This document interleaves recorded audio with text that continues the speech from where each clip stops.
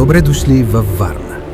Град на солен въздух, морски вълни и дълги тренировки по тенис. Кортовете тук носят в себе си вдъхновяващи истории за труд, борба и победа.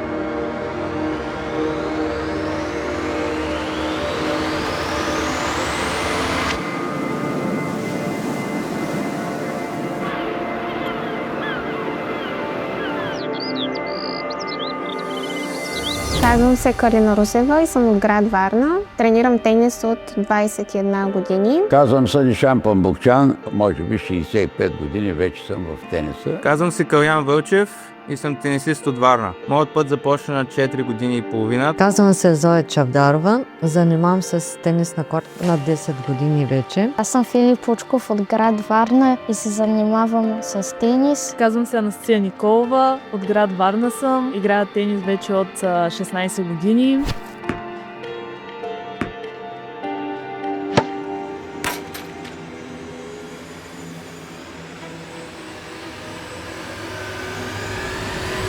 До 80-та година тениса на корт беше така наречения капиталистически спорт и много рядко се практикуваше. Имаше 2 корта във Варна. Ние играехме с дървени ракети, Нептун. Когато бях малък, баща ми гледаше тенис, аз взех дистанционното и просто правих също каквото правиха тенисистите и тати реши да ме запише. Един от първите ми спомени е когато на родните ми кортове в тенис клуб Черно море Елит взех участие в първия си турнир. Бях на 7 години и половина, турнирът беше до 10 години. Спечелих този турнир и си спомням, при награждаването бях изключително въодушевен. Много спортове съм се занимавала, но няма така наслада, както е тенис.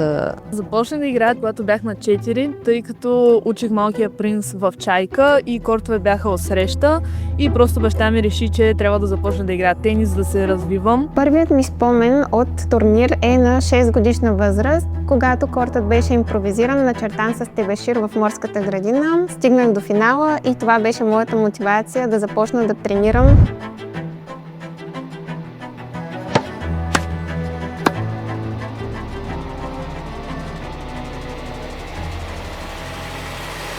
Във Варна имаше само кортовите, които са сега на тенис клуб Елит. Тогава се казваха Матроската площадка. След това се създадаха тенис кортовите Чайка. 95-6 година са тези кортови, които сега ги наричам Велто. Тогава бяха спортен клуб Варна. След това се породиха и 2 корта на Виница и, ако можем да кажем, и за кортовите на Младост. Държавните турнири биваха организирани през седмицата, когато трябваше да са на училище. И всеки път, когато отсъствах, баща ми трябваше да ходи в дирекцията и да дава обяснения и писма къде съм. Във Варна съм само аз. По турнири играя с човек с увреждане, но предимно се подготвям с треньорката ми. Минах през онлайн училище и започнах да тренирам всеки ден по 4 часа тенис, по час фитнес, понякога по 2, 6 пъти в седмицата и неделя ми беше почивката. Тренирах в академия в Испания, като заминах за там на 12 годишна възраст. Имаше тренировки по 4-5 часа на ден, физическа подготовка, много турнири. Най-трудно ми е било, когато нещо не ми се е получавало, да продължа и да си кажа, че мога по-добре и по-добре. Във Варна има малко тенис кортове и няма централен корт, на който да проведеш истински турнир. С баща ми много често си взимахме ракетите и отивахме на един корт за 4-та гимназия, който беше асфалтов. Сами си слагахме мрежата, поедисвахме линиите и просто тренирахме. Може би най-голямата трудност беше къде да намеря да играя зимата, тъй като нямахме балон и ходихме да играем на паркет във военните бази. Играла съм в много студени зали, където стават и по-бързо контузиите. Близостта на кортовете с моето училище и с мястото, където живея, направиха така, че много лесно да мога да съвместя тези 2 начинания. Запознах се с много хора и с много деца от чужбина, тъй като идваха лятото да играят при нас във Варна. И това ме направи по-отворена към света. Подготовката на състезателите е много комплексна и изисква сериозна работа. Ако ни играем 4 часа тенис, значи не можем да постигнем резултат.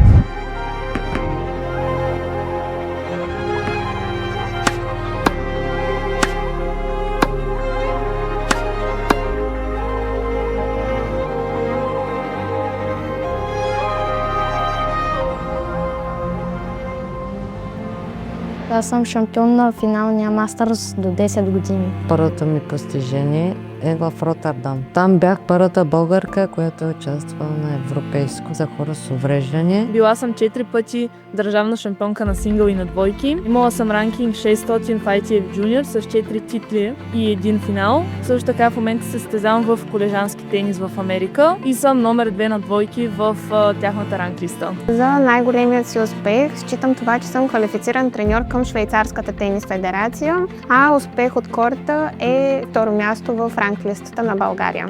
Когато бях в Швейцария, аз взех решение да основа тенис клуб в град Варна. Една от така най-значимите ми победи беше срещу Стефанов Циципас на зимните купи. Бях треньор на Торопа, Австрия. Ни дадаха добри ракети, тогава Фишер, с които успях да спечеля турнира на преподавателите в Пловдив.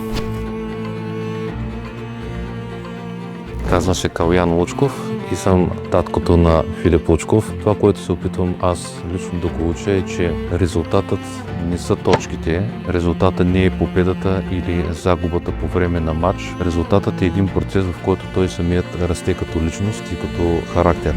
Тенисът във Варна не е просто игра. Той е култура, общност и страст. На кортовете сред морския бриз усилието и дисциплината изграждат характер и вдъхновяват бъдещите поколения да следват мечтите си.